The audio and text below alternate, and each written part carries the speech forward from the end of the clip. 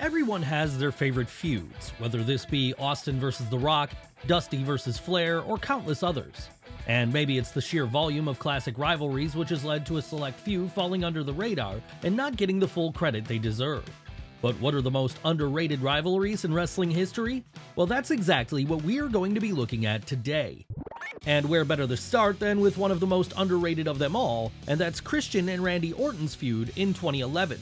Yes, it was after Edge was forced into early retirement in 2011 that fans got the silver lining of seeing his real-life best friend Christian rise to the top of the card for the first time in WWE when he won the vacant World Heavyweight title that the Rated R superstar had left behind.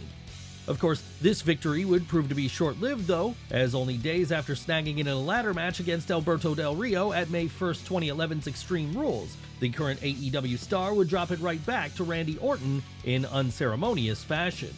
And so began one of the best feuds of either man's career then, as now with fans fully behind him, Christian was able to get a rematch at the following month's Over the Limit pay-per-view.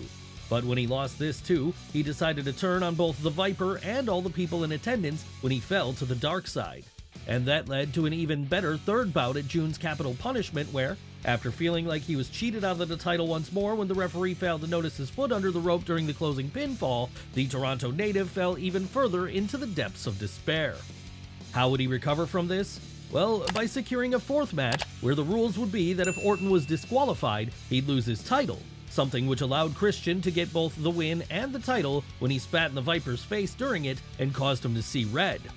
Still, that wouldn't be the end of the story though, because at both SummerSlam and a subsequent episode of SmackDown, the two finally had their blow-off, with the last one coming inside of a steel cage and seeing Randy end up the ultimate victor, finally putting an end to his rival, as well as capping off what could be remembered as a career high point for each.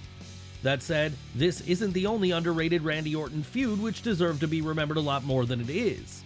No, there was another which came in 2019, and it involved him dredging up a ghost from the past in Kofi Kingston. What were the ghosts he was pulling up here? Well, back in 2009, the pair had undergone their initial program, with this one being cut short when Kofi apparently botched the finish of one of their bouts and caused Randy to not hit the RKO when he wanted to. That's right, you all remember this one? It was the time Orton audibly screamed at his opponent on live TV, calling him stupid. And after that then, he reportedly spoke to higher-ups backstage and got any push that was in the cards for the Ghanaian-born star scrapped, meaning he wouldn't fully get his due until a decade later when Kofi Mania took hold and he ended up beating Daniel Bryan for the WWE title at WrestleMania 35. Obviously then, once Kingston reached the mountaintop and was looking for big-time challengers, the Viper became an obvious choice on account of their past history.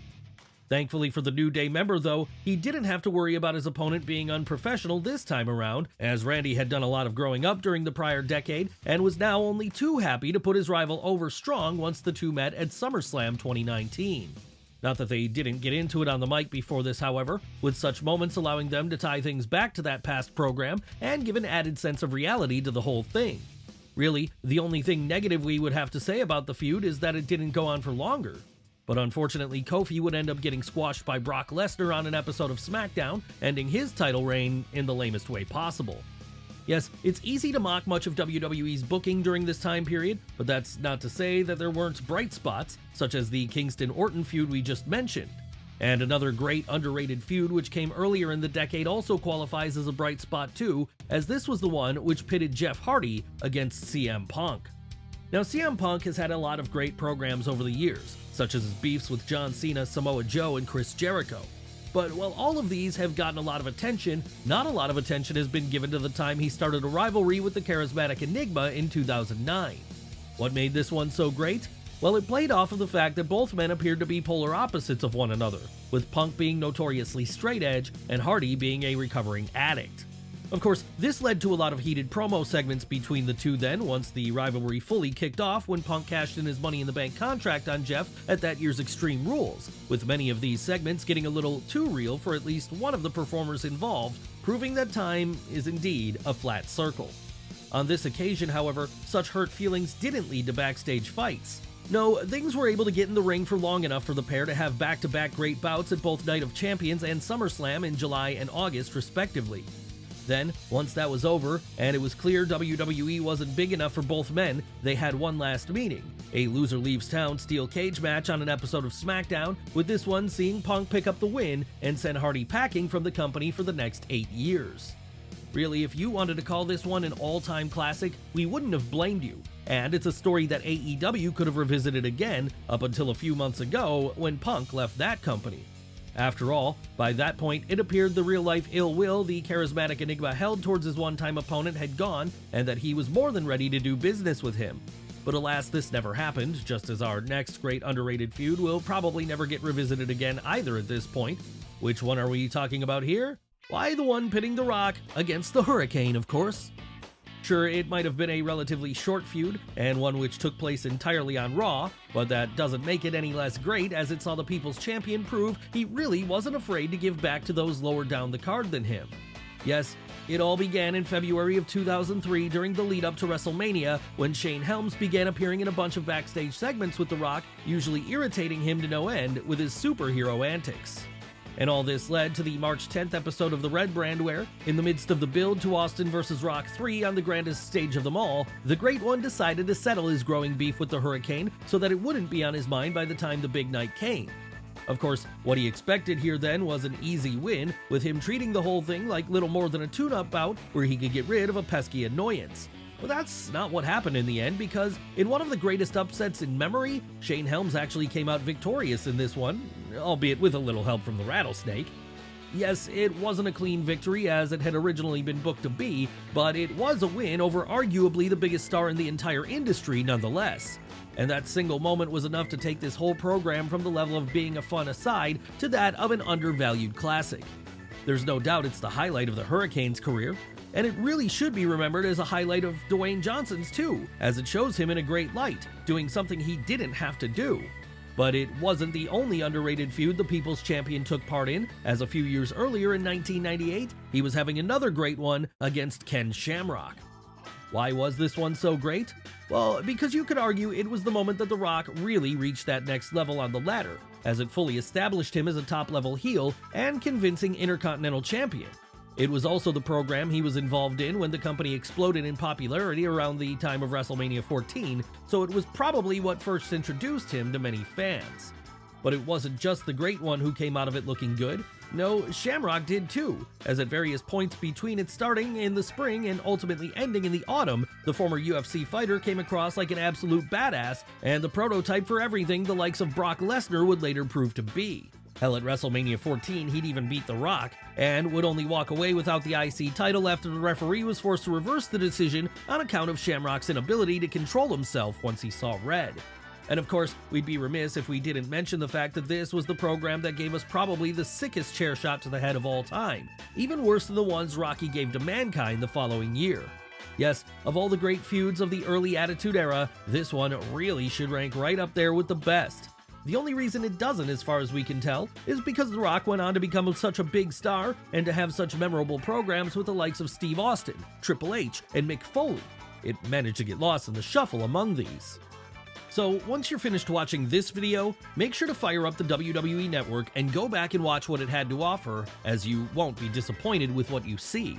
Just as you won't be disappointed if you go back and watch another underrated classic that was taking place in Extreme Championship Wrestling around the same time. That's right, it's time to talk about Rob Van Dam versus Jerry Lynn. Now, anyone who was around during the late 90s will know that while WWF and WCW were at constant war over who was going to be the biggest wrestling company in the world, the cool alternative promotion to watch was ECW. That's right, if the latter two were the stadium rock bands who could fill out an arena, then Paul Heyman's band of Renegades were the alternative that played the local bar on a Friday night. And this meant getting into them usually involved scouring the tape trading circuit if you wanted to see some of their shows, with these shows always having at least one highlight that grabbed people's attention. That said, of all the highlights on show there, arguably none were as influential when it came to bringing people on board as the bouts between RVD and Jerry Lynn. Why was that? Well, there was nothing else quite like them on the American wrestling scene at the time, so groundbreaking were they in terms of their high-flying theatrics and wild spots. It didn't matter if it was their first pay-per-view meeting at March 21st, 1999's Living Dangerously, their second bout at Hardcore Heaven 2 months later, or the final in their trilogy on ECW's weekly TNN show in September of the same year. Each one deserves to be checked out if you haven't seen them already. And if you have seen them, go back and watch them again and remind yourself why these two were absolutely killing it back at the turn of the millennium. Hell, we'd go so far as to say it was this series which first truly gave Van Dam the fuel he needed to turn into the star he would later become. And it's this same series which allowed Lynn to become so respected by his peers that he's still working as a road agent today for AEW. The only question left is, given the fact that RVD now makes occasional appearances down in Jacksonville, will we ever see it revisited for the modern day? Well, the answer to that is more than likely no, as it doesn't look like Jerry Lynn has any intention of lacing up his boots again at this point. But that doesn't mean that the memories of it can't continue to live on as more and more people rediscover it. Of course, while they're doing this, they should also be rediscovering a great turn of the millennium feud which was happening in WCW, and that's the one between the Macho Man and Diamond Dallas Page. That's right, another example of a legend giving back, as well in 1997 the Macho Man could have very easily coasted on his big money contract and chosen to put no one over, basically what Hulk Hogan was doing. He instead decided he wanted to take an up-and-coming star and make him by having a series of classics with him. And that's what led to the pay-per-view trilogy between Savage and DDP at April's Spring Stampede, June's The Great American Bash, and October's Halloween Havoc then, with each one proving to be better than the last. Sure, it didn't get as much written about it at the time, as WCW at this point was all about building the upcoming Sting vs. Hogan showdown. But with the benefit of hindsight, you could argue it was far more beneficial in the long run, as it made a true star out of Page and set him on the path towards becoming a world heavyweight champion just 2 years later. Hell, so connected would DDP remain with the Macho Man in spirit afterwards that when he finally won this belt during a fatal four-way bout between him, Hogan, Sting, and Ric Flair at April 11th, 1999's Spring Stampede, it would be Randy who was officiating things. And as such, it would be him who raised the champ's arm at the end as DDP held the belt around his waist, with this giving a nice sense of closure to the bitter rivalry the two had gone through prior. Really, it's the kind of storytelling WCW could have used more of during this time, instead of the never-ending story that was the NWO angle. Hell, if they'd done more things like it, then the company might still be around today, and we might be talking about DDP as one of their elder statesmen. But instead of that, the whole feud is seemingly destined to go down as a semi-forgotten one. And it's not the only semi-forgotten feud Randy Savage took part in which deserves more love. That said, for the other program in question, we have to venture back over to New York, as it was there in 1994 that the Macho Man said goodbye to his time in WWE by getting into the ring with Crush. Now we know this one isn't an obvious choice for an underrated feud, but hear us out, because we think there's actually a lot to be said about it. Sure, it wasn't the rivalry with Shawn Michaels that the former two-time WWF champion wanted to have upon leaving the commentary booth and returning to the ring, but it was good in its own way. Hell, if nothing else, it represented Savage's attempts to use his star power to get another younger performer over, someone who at that point was still a potential future face of the company in Vince McMahon's eyes. And so that's why the legend gave it everything he had when the two met in the ring at WrestleMania 10 in a Falls Count Anywhere match that, while it wasn't exactly Omega Ospreay in terms of in-ring quality, at least it did the job of making Crush seem like he had the potential to be a player. And as if that wasn't enough reason to remember this one more fondly, it should also stay fresh in fans' minds that it was the real last on-screen beef the Macho Man had during his time in New York, as later that year, he'd leave WWF and never return. Of course, the reasons behind this are still somewhat of a mystery today. Whatever the truth, his battles with Crush represented the final opportunity for Savage to do his thing in a WWF ring, and for that reason alone, it shouldn't go forgotten. No, even if it was short-lived and didn't end up leading Crush to becoming the star some hoped he might be, it was still an underrated feud regardless for the reasons we've mentioned. So go back and check it out as well when you get the chance, as their showdown at WrestleMania 10 is worth a watch if nothing else. And once you're done with that, skip forward a few years to 2005, as that was when one of the greatest and most undervalued women's feuds in WWE history took place. Which one are we talking about this time? Why, what else but Trish Stratus versus Mickie James? Yes, in an era where women's wrestling wasn't anywhere near as high a level as it is in today's WWE, there were a few bright lights trying to keep things alive.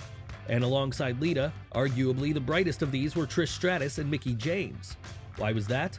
Well, because despite coming into the company as an untrained wrestler in 2000, Trish had quickly shown herself to be someone dedicated to learning her craft by becoming a legitimately good in-ring performer. And when it came to Mickie James, well, she was always great. Hell, you could argue that from an in-ring perspective, she was the best North American women's wrestler of her generation. So when she joined WWE in 2005 then, and instantly made a name for herself as the psychotic stan of Stratus, it created instant gold. That's right, over the months which followed, we'd all be treated to some great segments where Mickie got increasingly too close to her hero for her comfort, with this eventually causing the Toronto native to reject her superfan outright as it was all getting a bit much for her. And once that happened, James showed her true colors at last when she fully turned heel on Trish, with all this directing things towards a one-on-one bout between the pair at WrestleMania 22 in April. Of course, it should come as no surprise then that what followed was probably the greatest women's bout ever seen on the grandest stage of them all at that point in time, as over the course of 9 minutes, the two had an outright war, which eventually saw the heel come out the winner and new champion. Not that this would be the end of things though. No, far from it, because as a means of revenge, Trish would be able to get her win back at the following month's Backlash, even if this was only via disqualification, meaning she never actually won the title back. But whether she was the champion or not mattered little at this point. Rather, what was important was the job both her and Mickie had done in elevating the division above the level of the gimmicks matches, which were the norm at the time. Hell, you could put this one on current-day TV alongside the likes of Becky Lynch versus Charlotte Flair or Bianca Belair versus Io Sky, and it wouldn't look out of place, with this being a testament to just how ahead of its time it was in terms of bringing good women's wrestling to WWE. But let's move away from the women's division for a moment and back over to the men's, as it's there we find our next hugely underrated feud. And that's the one which occurred in 2011 when Cody Rhodes went to war with Rey Mysterio. Why has this one gone so under the radar in the years since? We're not entirely sure if we're being honest, as it was great from start to finish, a true beacon of hope amongst the deadlands that were the end of the 2000s, beginning of 2010's WWE. Basically, it all started when, in the lead up to the 2011 Royal Rumble during a bout between the two, Mysterio accidentally broke Rhodes' nose, causing the American Nightmare to begin losing his mind as he feared his good looks were now gone forever. So obsessed would he become with hiding what he believed to be his horrific visage from fans after that, in fact, he'd take to wearing a mask. Of course, the fact that this mask was clear plastic and so everyone could see his face anyway only added to what made this one so awesome. But that was just the icing on the cake at the end of the day, as the real body of things occurred when the pair met inside the ring, with the first of these bouts happening at WrestleMania 27 a couple of months later. And that wouldn't be the only meeting they had in the ring either, as following Cody's victory here, a rematch was scheduled for the April 22nd edition of SmackDown, during which Rey got his win back. But by the time the night was over, he'd feel like the loser all over again, as once the bell rang and the American Nightmare realized he'd lost, he laid out his rival with a crossroads, then placed a paper bag over his head, with this all leading to a rubber match at Extreme Rules on May 1st, 2011, where the babyface finally ended things once and for all in victorious fashion. Yes, it was a great feud that ended right at its peak, and for that reason alone, like with every other example we've looked at today, it deserves to be remembered for the unappreciated classic it truly is.